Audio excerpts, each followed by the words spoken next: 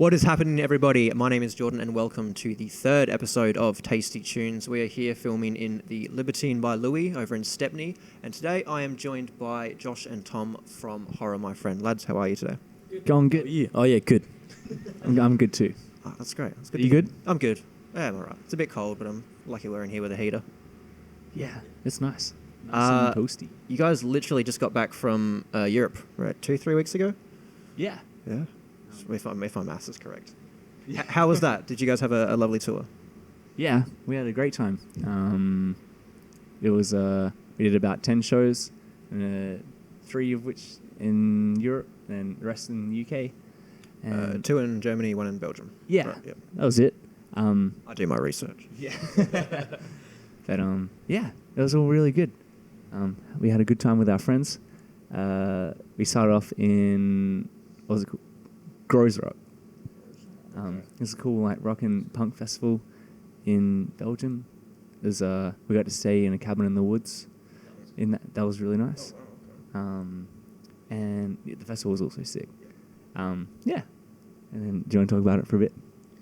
Yeah, it was good. It was really good. You did play another festival in the UK though, Great Escape Festival. Yeah. A lot of Aussies on that bill, which was awesome. It was great. We're sending good exports out to the UK. Yeah, it was awesome. It was such a good time. We also got to do this thing called the Aussie Barbecue, which is part of the Great Escape, and then they had one in London after the Great Escape as well. So they did two of these Aussie Barbecue things where all the Australian bands hang out and play a show together, which is really fun. That was probably one of my favourite parts of the whole thing. Yeah, the whole thing was awesome. Cruise Rock was really good. Germany was really good. The UK was really good. The Great Escape was really good. Playing shows was fun. Josh was good. Yeah. And Tom was... Was this your first time? This wasn't your first time over there? Yeah. Yes. Well, for Horror My Friend it was, Yeah, but you guys have been there previously in your lifetimes? Yeah. Yeah. How does this kind of differ to the last times? Is it better now that you have a bit more money and... I think we had less money. Oh, wow. We got to do the deluxe edition last time. We were on a tour bus, whereas this time it was self-conducted, which is I found the driving aspect to be lots of fun. Yeah, I really enjoyed that too. And yeah, the tour bus is cool, but you sleep on the bus. It was like 10 of us or 11, and it was like in very like close quarters. Whereas this way you kind of get a bit more space to yourself and cook your own meals, and yeah, I don't know. It's a very different way of doing it. Both are good. But it was, yeah. So it's cool to have a different experience on this occasion. Now, Great Escape, how would you guys say that differs from a festival in Australia? Ooh, well... Do they do anything better than us? It's kind of... I would liken it to Big Sound in Brisbane, so it's kind of like... I guess a bit of an industry festival where people from labels or management or booking agencies will go down, and like it's like a good chance for them to catch... like local bands or bands from overseas, like all in kind of one spot. So it's kind of like isn't really like a punted festival, I suppose. Like people can like buy tickets and go and see everything, but it's like it's kind of like over 3 days and like heaps of different venues around the city of Brighton, which is really cool. That's one of the things I like about like festivals like Big Sound is that there is so much going on and around like in every venue in like somewhere like Brisbane, like it's in Fortitude Valley, and they'll have gigs on in like pretty much every venue around that area, which is similar for Brighton. So it's like a really cool way to see heaps of different places in the city. But yeah, so I guess that's the only really. I guess like the Big Sound's like the only real festival I could kind of liken it to. Also, like Day of Clarity though kind of has a similar thing where they will do it over like 3 or 4 different venues, which is a really cool way to. Yeah, and especially like get around, I suppose. So yeah, so I don't know. It's kind of a cool kind of setup. Yeah, I mean, I love Day of Clarity because it gets kind of like a whole. It's not a whole street, but it gets you kind of like going around the city, seeing a bit more, which is lovely. Those kind of festivals are just beautiful. That's awesome. Now you guys are also in West Lebanon. Yeah. How do you guys kind of manage that being in Horror My Friend and West Leb, seeing as how you just went on tour? What's your time management with difficulty? It's hard. It's so much fun. Like, would never complain about it, but it's just a lot. of touring and practicing and stuff like that. But it's good. Like, I feel like we're both very lucky boys, and so we should appreciate the fact that those things are happening, especially while we're like, you know, in our mid-20s. Like, I feel like it's the perfect time to be doing this kind of thing, so why not just do it and do as much of it as you can. Another 10 years and your body will start hurting. Yeah. Mine's already hurting now. I don't like that. That's Then why. I'll be a stay-at-home dad too. It's all right. Be pretty Now, cool. you guys have a lot of awesome shows coming up, actually. You're playing Rads in Melbourne on Wednesday, right? Yeah. Get my It's dates in from Wollongong. Wollongong. Yeah. Close enough. But it should be. It'll be a bittersweet as it's. Is it their last week this week? Last couple of weeks. Yeah. They're unfortunately having to close down as everyone with like at least in the building is having to move out. Wow. Which is a shame because that's like a full like community center in Wollongong in terms of like bands will play their first shows, play with their favorite bands, play their last shows. It's a really cool, welcoming space, and yeah, it's probably my favorite place to play in Australia at least. So it's sad to see it go. Why is it closing? It's because developers bought the building and they're going to knock it down and make apartments. Lame. In the car park, it's gonna be sweet. Wow, I love car parks. They're pretty cool. Yeah. That's annoying. I feel like there's lots of parks in Wollongong anyway, so I don't see why they would need another one. Put your cars there. Can never have enough Yeah, car but parks, I it's guess. not hard to find a park in the Cars Gong. there. You can just park 'em at the Macca's around the corner. They got heaps of parks. Things where people can't see you in the car park at night. I guess so. People do that, I think. As long as it's legal. Yes, Yeah. As long as you're not hurting anyone. that's right. I mean, do what you want. That's right. What else do you do in car parks? Other than park your car. You can go on elevator rides. You can play hide and seek. Well, the people who build the car park play build chicken car with the parks, cars? but they like paint the car park lines. So painting. Painting. Yep. It's very yeah. Have you guys played at Rads before? Yeah, Bunch a of bunch of times. Yeah. Yeah, we've been playing there over the last maybe like 3 years or so. So you have a little special connection to the Yeah. place then. 100%. Yeah, it's a great spot, and everyone, I guess, like everyone that goes to shows there is like very welcoming, and you can kind of the first time we played there, we kind of had friends there forever since then, which is cool. Good, which is handy. Of Yeah. course. So what does that really mean to you for a place like that to be just shutting down? Because I'm not sure if we have anything like that here, at I least. don't feel like there's anything that I feel like in Wollongong, that place has just like real real cultural importance. Yeah. For that place, I don't really know. It'd be like the same as like maybe the Cranker and the Exeter shutting down at the same time. Because it's like the that'd be only depressing. place that kind of scene plays. Yeah. And it's like, and now without it, it's kind of left without really anywhere to go. But like, I suppose in Adelaide, you can't really, it's not comparable just purely because there are so many venues. But like, yeah, I don't know. I guess like we had with the Jade Monkey shutting down a few years ago. I think a lot of people like kind of cut their teeth at that venue and stuff like that. So I think like the feel would kind of be similar for when that kind of had to close its doors as well for similar reasons as well.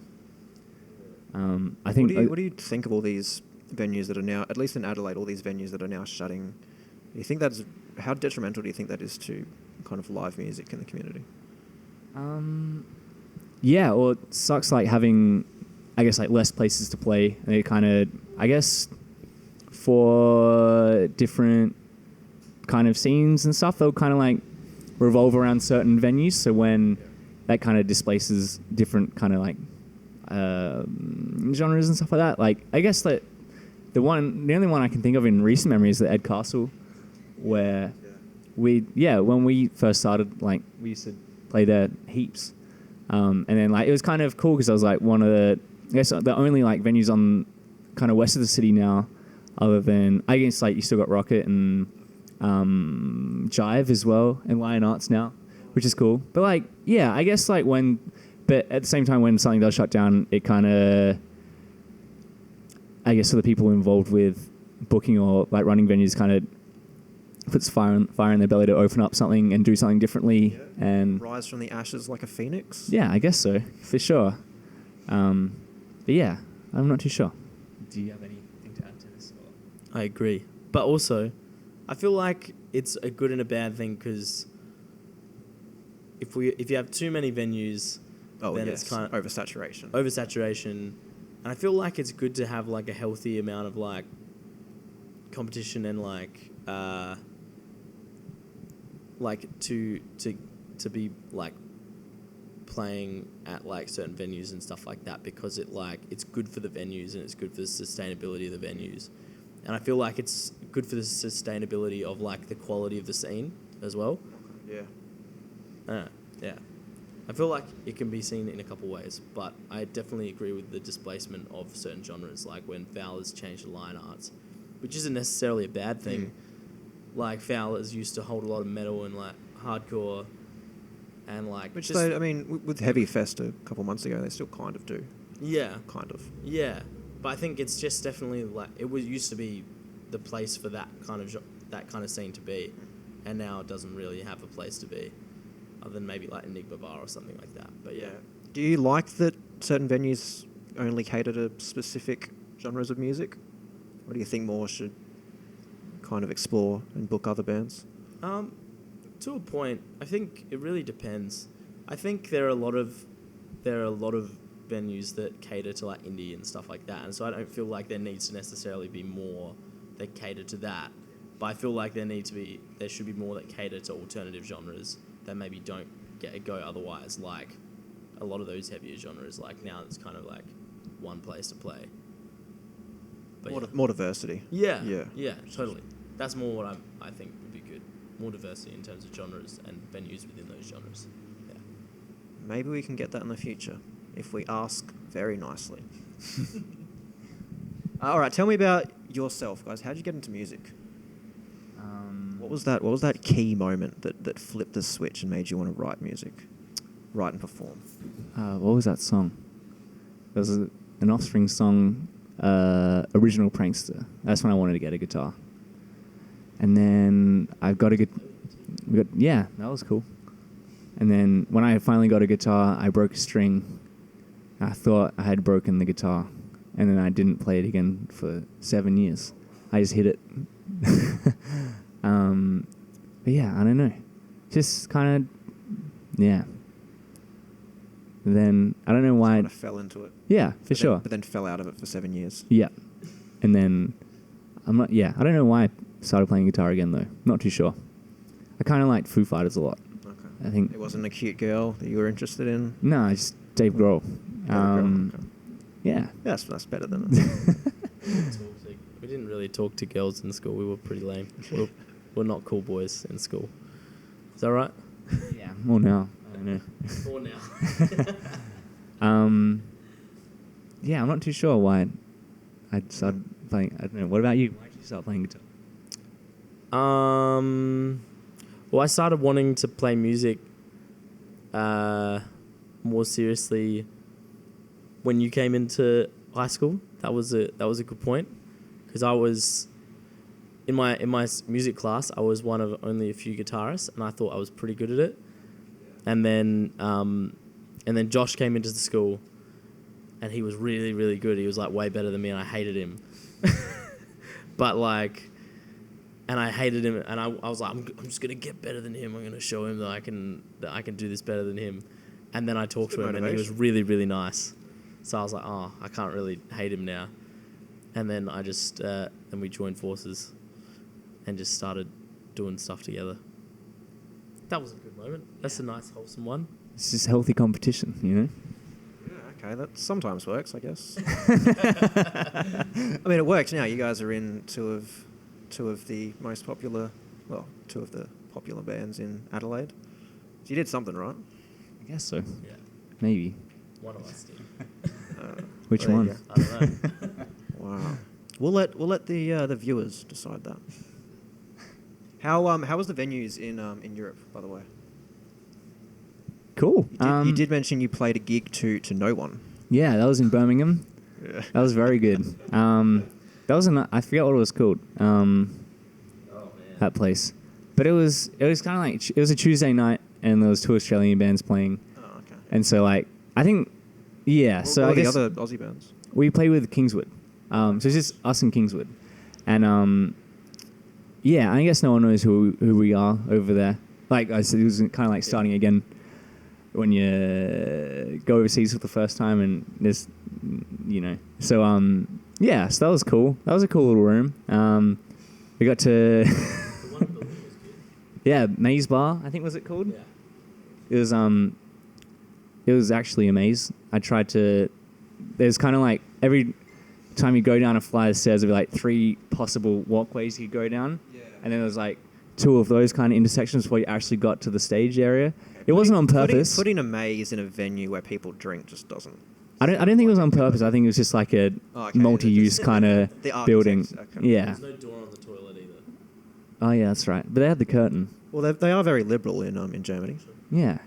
So yeah, Berlin was sick, and then where else? When we played at the Great Escape, we got to play in an old caravan that had been converted into a stage. Oh, that was cool. Yeah, that was sweet. And then Hoxton was good. yeah, Hoxton in London. I think it was Square and Barbecue Square Bar and Grill Kitchen and barbecue. and Grill And grill. and Stovetop. Yeah, that place was sick. Yeah, I can't remember. Nothing else is really springing to mind. Yeah, I really liked the one in Berlin. That was probably my favorite venue. Yeah. Like in terms of the club shows and stuff like that. Well, what else is there? Newcastle. Newcastle was a weird one. We played in a car park, which was nice. So there's another use. Oh, yeah, you can play in a car park. You can play in one, even when it's really cold. It was so cold. It was like the north of the UK. Yeah.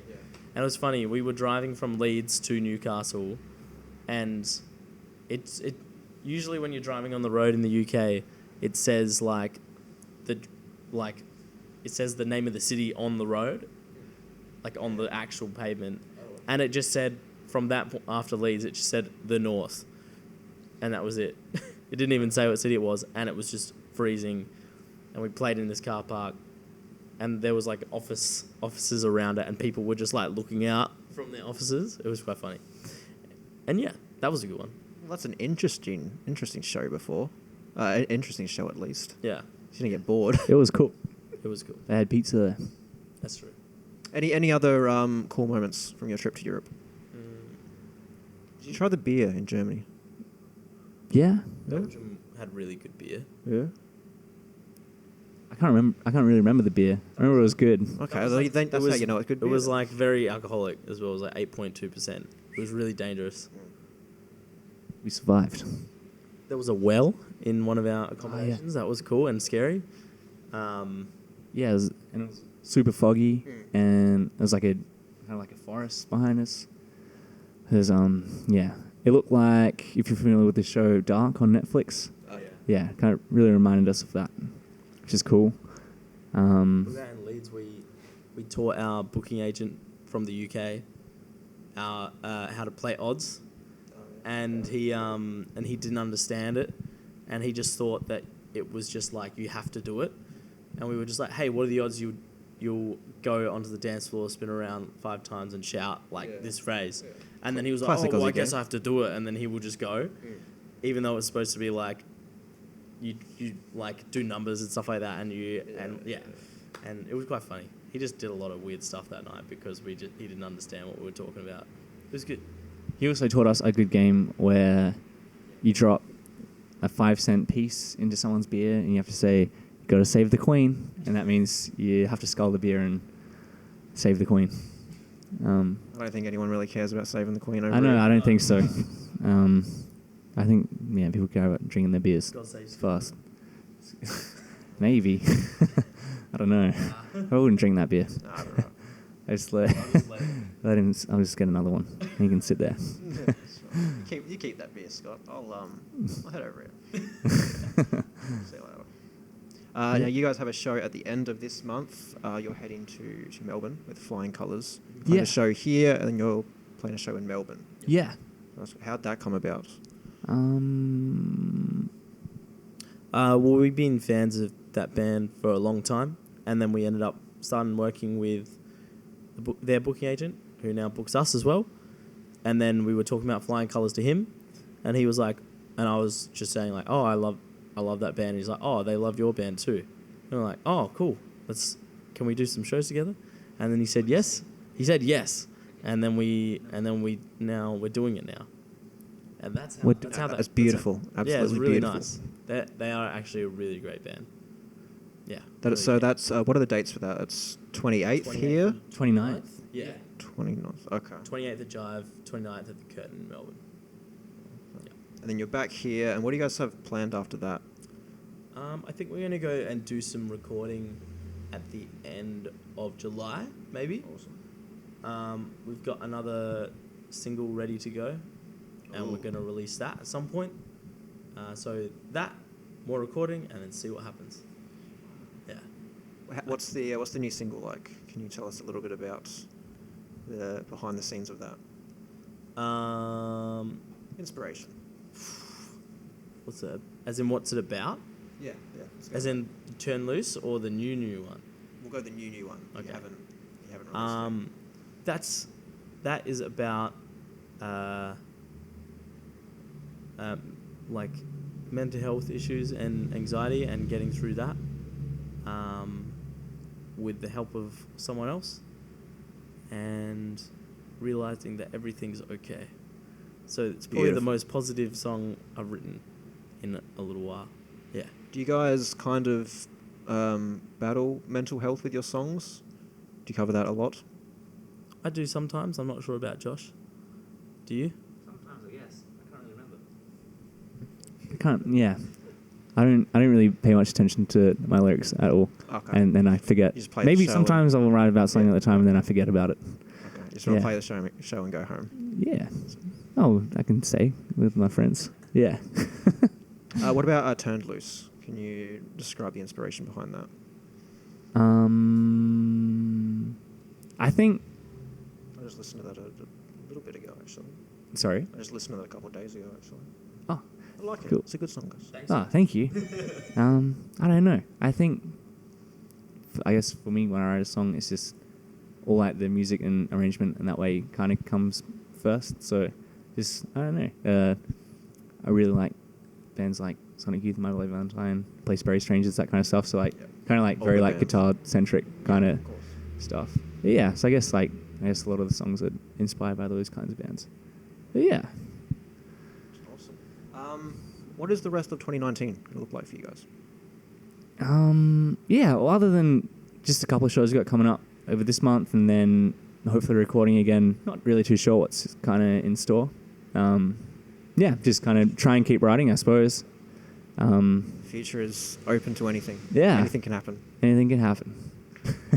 Guys, it's been an absolute pleasure sitting here and chatting with you today. Have fun on all your upcoming gigs. Can't wait to listen to the new music. And yeah. So thank you very much for watching this episode of Tasty Tunes. This has been Josh and Tom from Horror My Friend. So thank you, everybody, and we'll see you in the next one. Thank you. Thank you. See you.